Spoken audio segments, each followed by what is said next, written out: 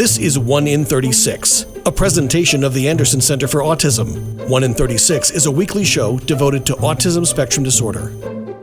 Good morning and welcome to 1 in 36, the weekly talk show on topics related to autism spectrum disorder. I'm your host, Eliza Bozensky, Chief Development Officer at Anderson Center for Autism. And this morning I am speaking with two guests, which are going to be fun to talk to because at first you're not going to know why they're speaking together on the show. And then we're going to get into the connection that brought them together and learn about a really cool partnership. Our guests today are Angela Parisi, who is the transition supervisor for the Children's Day program at the Center for Developmental Disabilities in Woodbury, New York. And also Bill Burke, who is the education chairman and a volunteer with the Oyster Bay Railroad Museum. Did I get all that right? All right. Correct. So today we're going to start with you, Angela. If you don't mind, I'm going to ask you just tell us a little bit about yourself, your background, and the Center for Developmental Disabilities.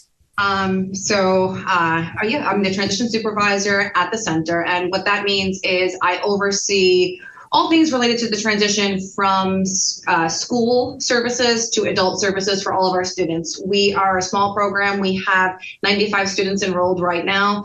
They are between the ages of kindergarten and 21. The transition program here really targets the students that are between 15 and 21. I oversee all things vocational in the building. So we have a PACE lab, which stands for Practical Assessment Exploration System. That's our career environment where it's simulated, so the students come in and they act as employees and the teachers are supervisors, and they engage in different career-related tasks to kind of learn how to be an employee. And then from there, we hope to get them involved in community-based internships. We do have some partnerships in the community right now. We have a greenhouse program here, so I oversee that. We have raised garden beds outside where we're planting vegetables.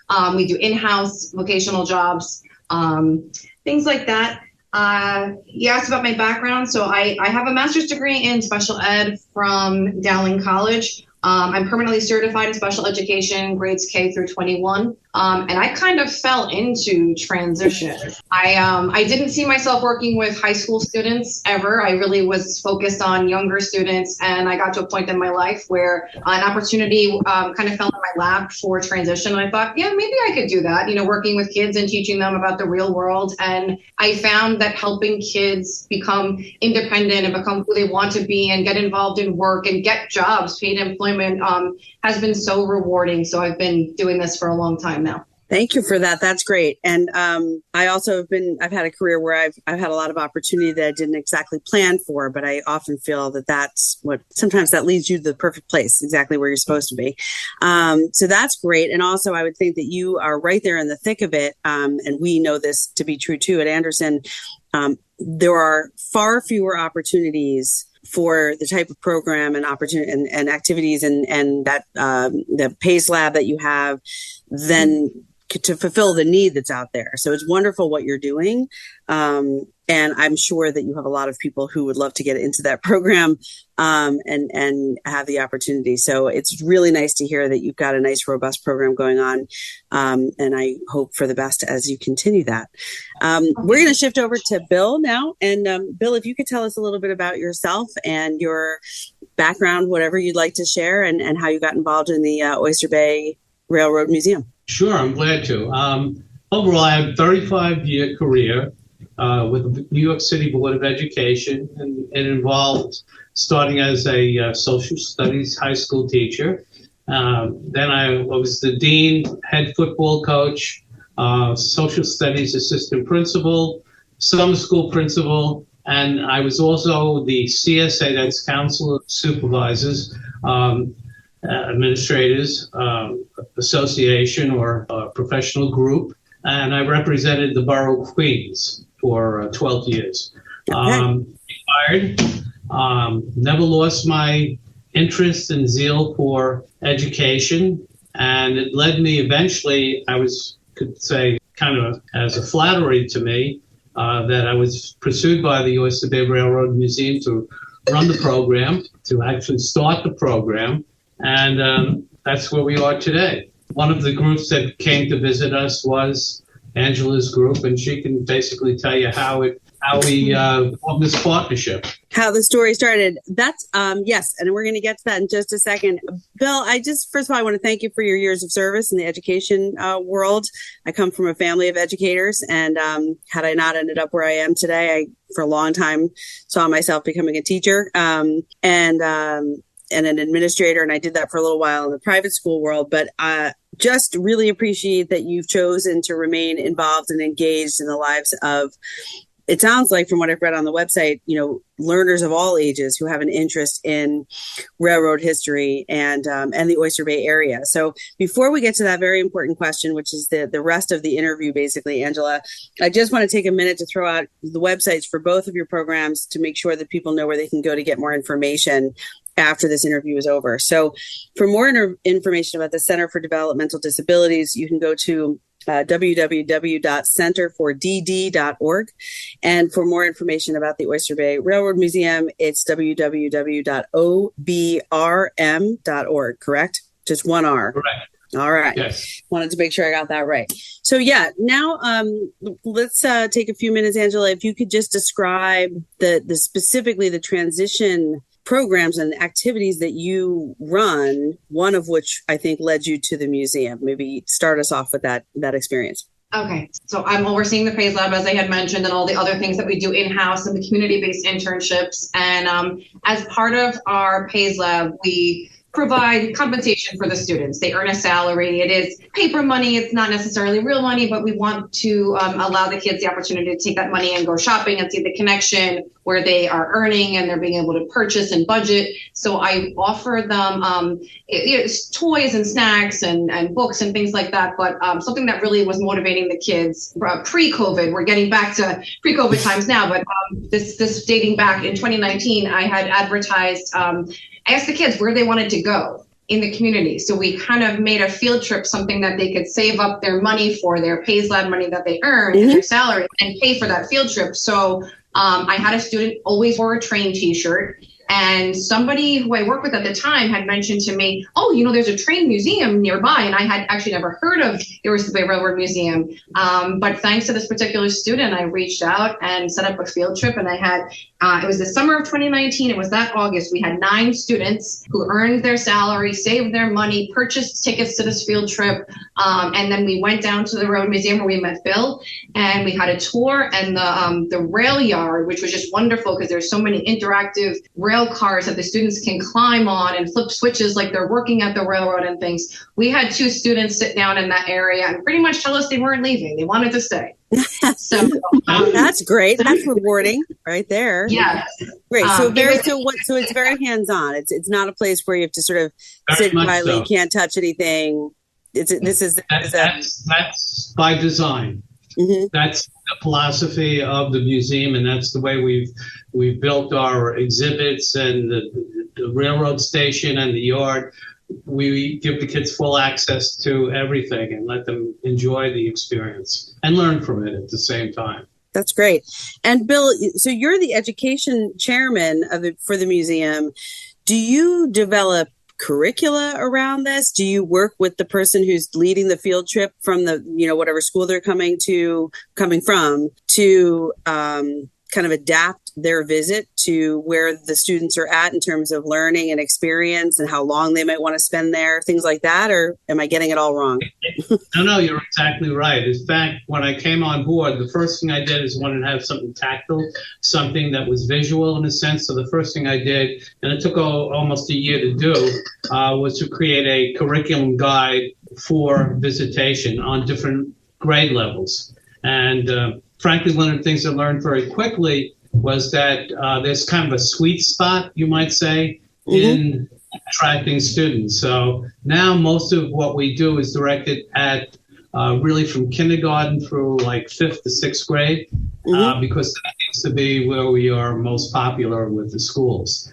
The program then was launched to bring that experience with railroads, railroading, and history. One of the things about the museum is that we are really a campus. We have two sites. They're adjacent to each other. One is the train station, which was built for or adapted for Theodore Roosevelt when he was president. So yes, Theodore and I saw that on your website. Mm-hmm. Yeah, he lived in Oyster Bay, and so there's a connection there. So that's one of the things we emphasize in our trips is the connection between, their home or their Long Island. Most of our clients are from Long Island, though we've gotten some from outside. And the emphasis is on their neighbor, the president, American history, and then the technology and history of railroading. So it's definitely hands-on, that's for sure.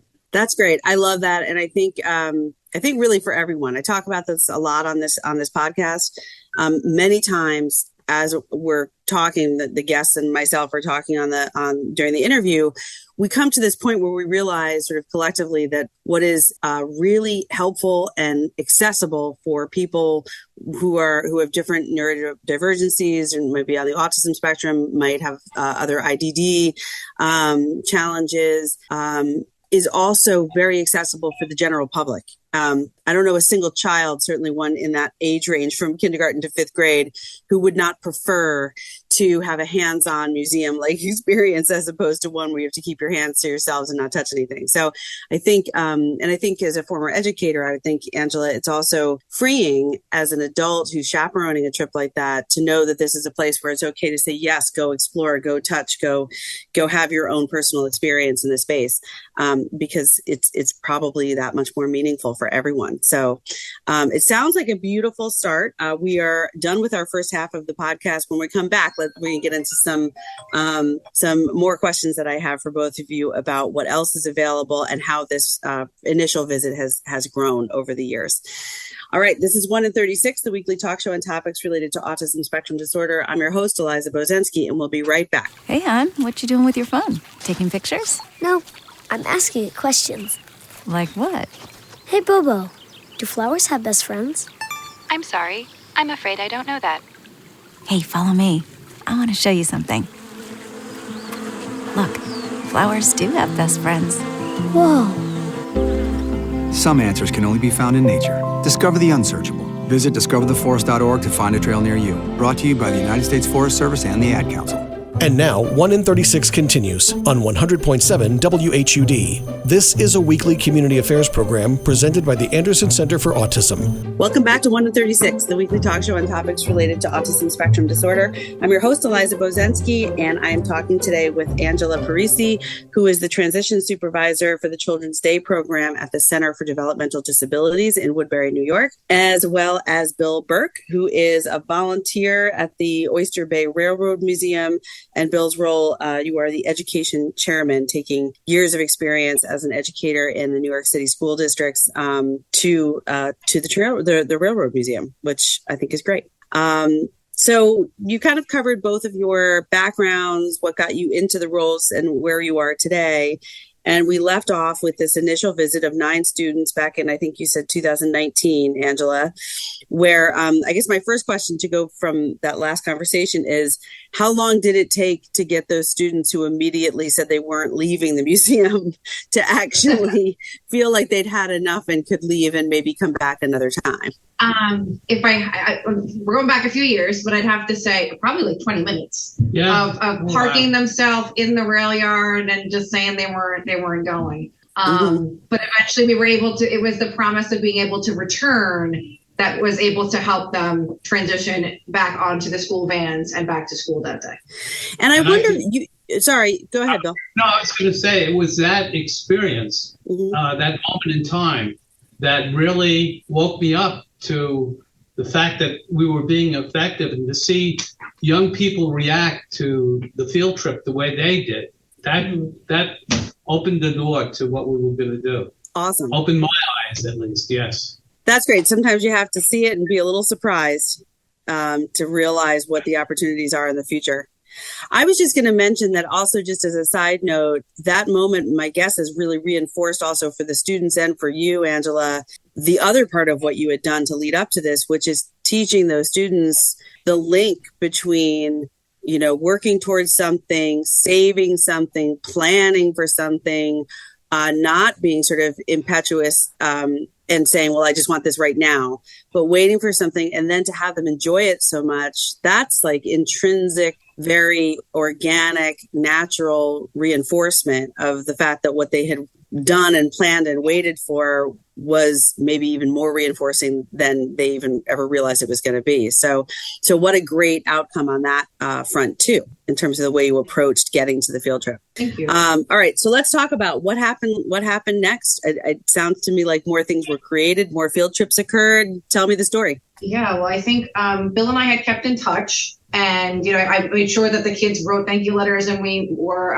very upfront about how much fun they had. And then he had reached out to me about having a photo from that field trip front and center on their brochure, the educational brochure that was going out to local school districts. So it took a little while to get all the consents into place from all the families, but we made that happen. And there it was, a picture of myself and all of my students, as well as Bill and his coworker from the museum, right on the front cover of the brochure. And that really started it, that cemented it, this ongoing relationship from that photo on, I would think. And then COVID happened. So we weren't able to get much off the ground, but Bill actually reached out to me during COVID, which is very refreshing because there are many places in the community where I want to develop these sort of relationships, and you still feel like you're chasing them. But how wonderful that Bill and John, who he works with, were willing to reach out to me and wanted to develop a partnership. And we were talking about maybe filling him in on my needs and developing opportunities for the students, not just recreation and leisure where they could come visit the museum, but also maybe being able to provide some working and some real life experiences. So Bill has mailings that go out regularly for the museum. And during COVID, he actually brought all of the mailings here. So we had all of the envelopes, the stamps, the labels, all of the materials, and we developed a mail squad, if you will. It started with one squad. That's great. Yeah, so our students do all of their mailings behind the scenes here, and that was able to run throughout the course of the pandemic. And once we were able to, last year, start getting students on site a little bit easier, once mask requirements and vaccination requirements had worn down a bit, we ended up with some students. We had our very first intern, Kevin, who started last year on site at the museum. Tell us about the internship. Tell us about Kevin. Well, basically, we call the program VIP, Volunteer Internship Program. They're life skills that we're aiming for.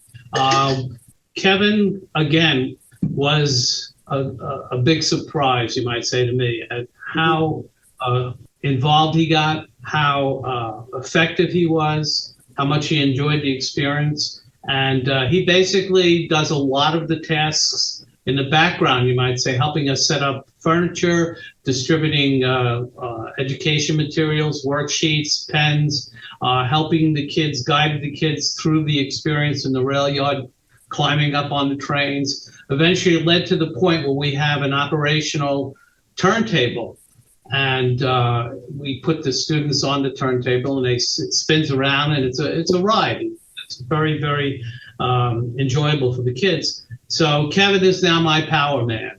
I wasn't sure at first if that was a responsibility he might want to do, but he absolutely embraced it. And so now when it's time to turn the power on, he's the guy who does it.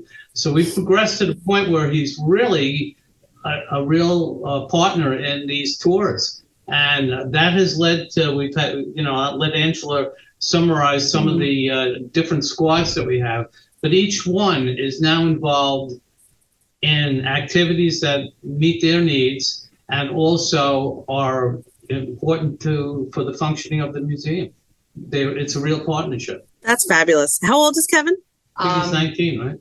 I think he just turned 20. Oh, okay. He graduates next year. I think any time that really anyone is able to find a way to match somebody's interests and passions with an opportunity and an experience that also involves other people and making an impact and feeling and seeing their work and their time as impactful and meaningful it's just such a beautiful thing. The way you told that story, Bill, I could really imagine it. And I would think that it's also having a positive impact for the other students who then may see themselves in Kevin, and see opportunity as they get older. A lot of times when I'm talking to families whose children are here at Anderson, much of what they share with me in terms, especially when their children were younger and growing up, were all the opportunities that they sort of gave up, that they said, I have to mourn this. This isn't going to happen for my kid. The thing that I thought, might look a certain way is not going to look a certain way because my child is now, on the autism spectrum. And this is, some of the things that aren't going to be the way I thought they were going to be. But here you are with Kevin, who's experiencing what it looks like and feels like to be a role model, which may not have been something that his family or he thought was going to happen.